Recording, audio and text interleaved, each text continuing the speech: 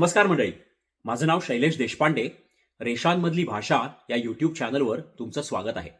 मंडळी, ज्ञातांपासून अज्ञातांपर्यंत या दुसऱ्या पर्वातली मी आज सादर करणार आहे 23वी कविता. कवितेचं नाव आहे बुडबुडे. मंडळी, ही कविता कृती केसी सक्सेना यांनी काढलेल्या स्वप्नलोक या चित्रावर आधारित आहे. फेब्रुवारी 2024 मध्ये मी भारतात आलो असताना मला जहांगीर आर्ट गॅलरीला भेट देण्याचा योग आला. तिथे मला हे चित्र दिसलं. हे चित्र हे म्हणजे कृती केसी सक्सेना यांनी काढलेलं एक जणू वास्तव आणि कल्पनेच्या सीमारेषेवर उभं असलेलं एक अधांतर आहे असं मला वाटतं. या चित्रामध्ये एक मुलगी दिसते आणि ती मुलगी जणू दुसऱ्यांच्या पंखांचा वापर करून आकाशात झेपावत आहे असं आपल्याला जाणवतं. पण तिची ही झेप ही संपूर्णतः मुक्त नाहीये. तिचे पाय बुडबुड्यांमध्ये अडकलेले आहेत. हा एक मला फार वेगळा आणि युनिक कॉन्सेप्ट वाटला, की हे पायाच्या खाली बुडबुडे आहेत आणि पाय बुडबुड्यांमध्ये अडकलेले आहेत. या चित्रामध्ये आपल्याला बाकीच्या अनेक कल्पनांकित गोष्टी दिसतात. या चित्रामध्ये बसला बांधलेले रंगीत फुगे आहेत, पक्ष्यांचे थवे आहेत, झाडांची खोलवर गेलेली मुळं आणि पळणारी हरणं हे देखील आपल्याला एकाच वेळेला जणू निरागसता आणि मनातली गुंतागुंत एकाच वेळेला आपल्याला या चित्रामध्ये दाखवतात असं मला वाटतं.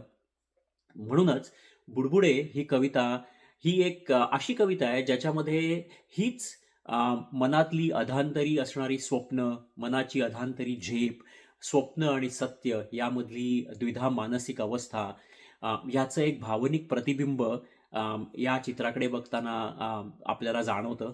असं माझं इंटरप्रिटेशन आहे.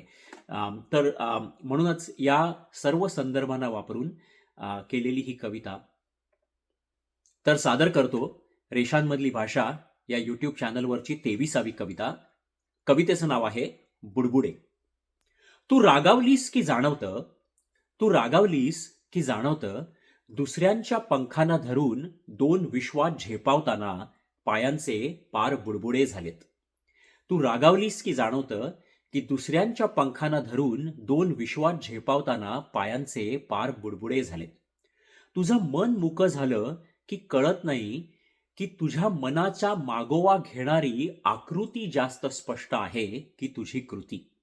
तुझं मन मुकं झालं की कळत नाही की तुझ्या मनाचा मागोवा घेणारी आकृती जास्त स्पष्ट आहे की तुझी कृती. निघालोय तुझ्या जवळ येण्यासाठी पक्ष्यांच्या थव्याला फुगे बांधून. निघालोय तुझ्या जवळ येण्यासाठी पक्ष्यांच्या फुग्याला थवे बांधून. पण या विश्वातली मुळं इतकी घट्ट आहेत की मागे बनून उरलं आहे ते तू माझ्या मनाचं केलेलं हरण. मागे बनून उरलं आहे ते फक्त तू माझ्या मनाचं केलेलं हरण.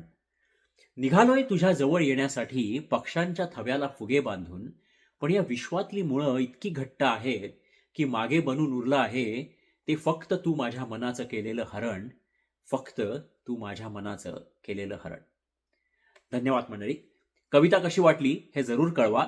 आणि हो, तुम्ही या यूट्यूब चॅनलला जर सबस्क्राईब केलं नसेल तर सबस्क्राईब करा आणि ही कविता आपल्या आप्तस्वकीयांबरोबर आणि मित्रपरिवाराबरोबर शेअर करा. आता भेटूया पुढल्या भागात. तोवर धन्यवाद.